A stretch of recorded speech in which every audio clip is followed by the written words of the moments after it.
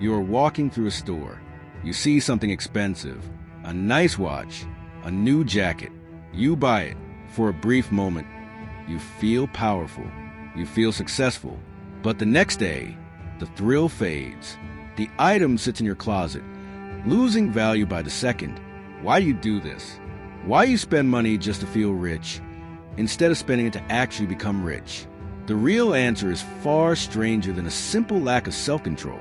It is a story of evolutionary biology, social signaling, and a financial system designed to prey on your deepest instincts. To understand why you spend the way you do, you have to look at your ancient ancestors. For early humans, survival was not just about finding food. It was about status. If you had the best tools, the most ornaments, or the largest kill, you were seen as valuable to the tribe. And high status meant better mates, better protection, and a higher chance of survival. Your brain evolved to chase status. Today, you do not need to hunt a mammoth to prove your worth. You just need a credit card.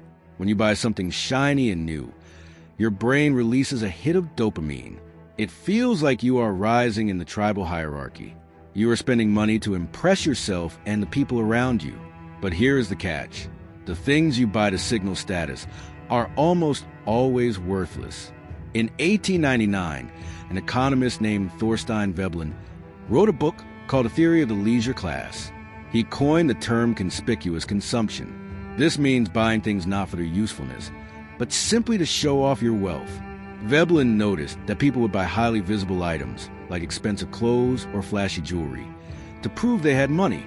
The problem with conspicuous consumption is that it targets depreciating assets. A depreciating asset is something that loses value the second you buy it. A new car loses 20% of its value the minute you drive it off the lot. Designer clothes lose half their value the moment you take the tag off. You are trading your hard-earned money for things that are designed to rot, break, or go out of style. You are literally burning cash to look successful. Now, look at how the wealthy spend their money.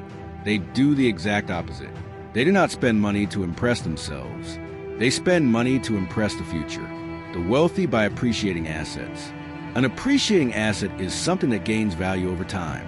Stocks, real estate, businesses, even education. When a rich person spends $1, they ask a simple question. Will this dollar buy me more dollars in the future?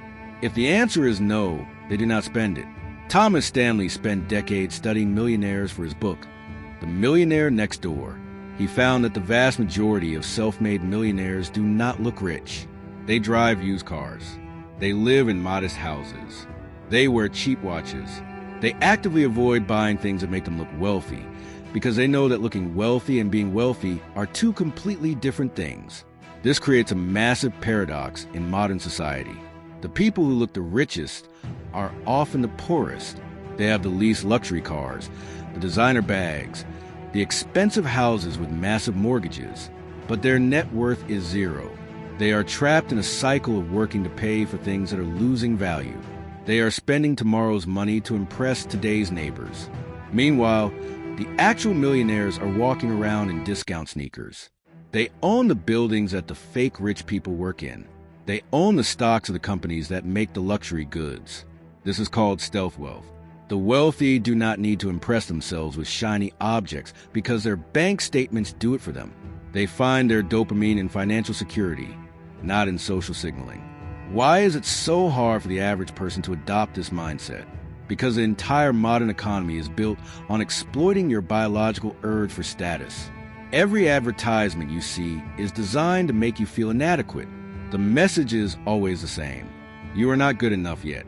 But if you buy this car, this phone, this outfit, you will finally be respected.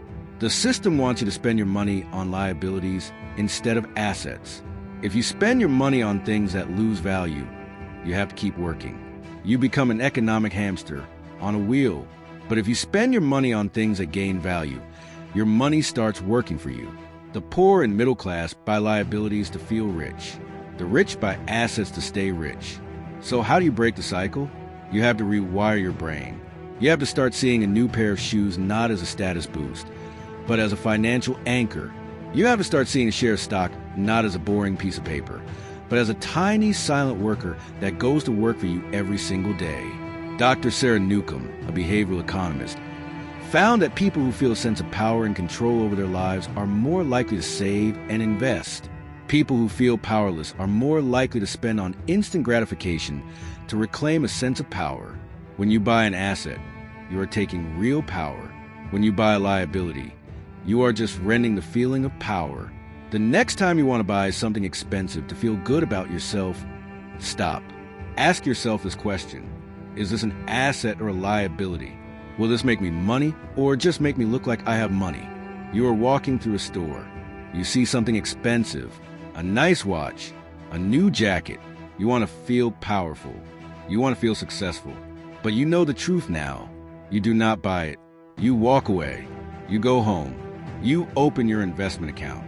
You buy an asset instead. You do not feel the rush of dopamine. You do not get the instant gratification.